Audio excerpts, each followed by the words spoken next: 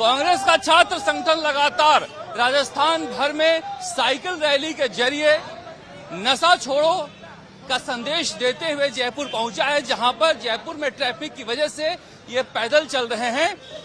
राजस्थान भर में यात्रा करने के बाद एनएसयूआई के जो प्रदेश अध्यक्ष है विनोद जाखड़ वो आए हैं। विनोद, आपने पूरे राजस्थान की यात्रा की, क्या देखा आपने, पहले ये बताइए।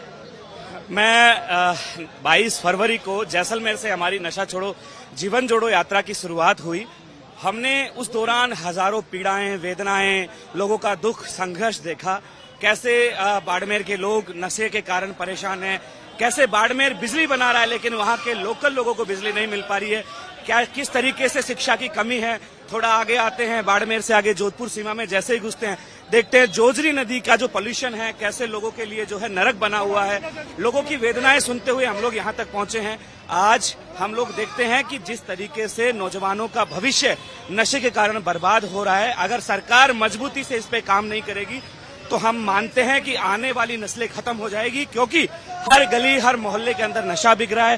कहीं पे भी एजुकेशन का हब है वहां नशा बिक रहा है। ऐसा कोई कॉलेज यूनिवर्सिटी नहीं है जहां पे नशा नहीं बिक रहा है। लोगों से बातचीत आपने की छात्रों से कि ये नशा आता कहां से है, कौन लोग हैं जो इस नशे के कारोबार को कर रहे हैं। देखिए, जब हमने स्कूल के बच्चों से बात करूं, मैं कॉलेज यूनिवर्सिटी के नहीं स्कूल के बच्चों से बात करूं, एक सरकारी स्कूल के अंदर मैं गया, मैंने वहां के बच्चों से बात करी।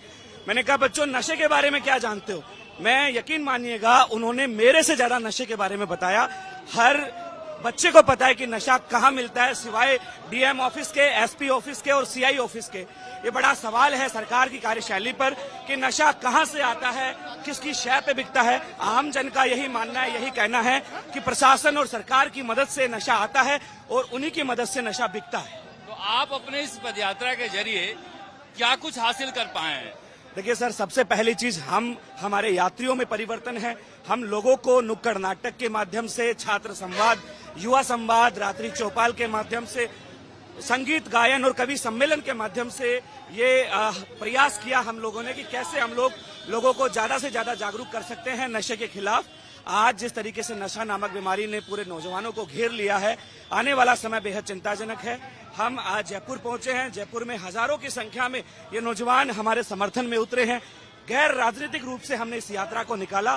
कांग्रेस पार्टी और एनएसयूआई की ये विचारधारा है। आदरणीय सचिन पायलट जी ने हमें पाली में मजबूत समर्थन दिया। उसके बाद हमारी यात्रा में जो जोश और उत्साह आया है काबिले तारीफ है। और हमें लगता है कि जब हमारे बड़े नेता हमारे साथ खड़े होते हैं तो हमारा एनएसयूआई जैसा छात्र संगठन, जो कि कांग्रेस पार्टी की सबसे छोटी इकाई है, उसमें इतना जोश है, तो अगर हमारा मजबूत नेतृत्व मजबूती से काम करे तो हमें कितनी ताकत मिल सकती है। ये एक सियासी सवाल है कि देखिए, अब जो युवा पीढ़ी है कांग्रेस से लगातार कटती जाती है। यूनिवर्सिटी के कैंपस छोड़ दें, कॉलेज कैंपस छोड़ दें, तो वो आपकी इस पहल से आपको लगता है कि कांग्रेस का जो बेस है युवाओं में वो मजबूत होगा?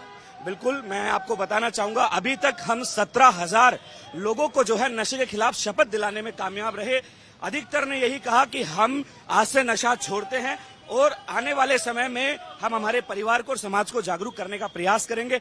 देखिए, एनएसयूआई का काम कॉलेज यूनिवर्सिटी ही नहीं, समाज के अंदर जो फैली हुई व्याप्त कुरीतियां हैं, नौजवानों से, युवाओं से जुड़ी हुई जो कुरीतियां हैं, उन पे मजबूती से खड़ा होना पड़ेगा। हमने ये यात्रा करीब 8 जिलों की यात्रा की, करीब 60 से 65 विधानसभाओं को हमने कवर करते हुए यहाँ तक पहुंचे हैं।